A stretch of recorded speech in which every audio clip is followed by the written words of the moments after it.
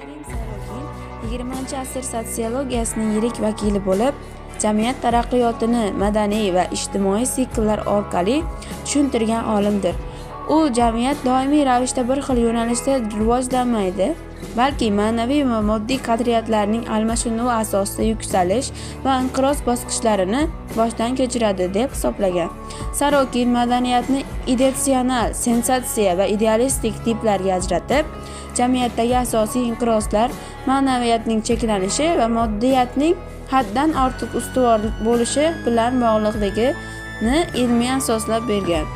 U ijtimoiy mobilitet nazariyasi orqali insonlarning jamiyatdagi mavqei, vertikal va gorizontal yo'nalishdagi o'zgarishni tushuntirib, adolatli mobilitet mavjud bo'lmagan jamiyatlarda ijtimoiy ziddiyat kuchayishini ta'kidlagan.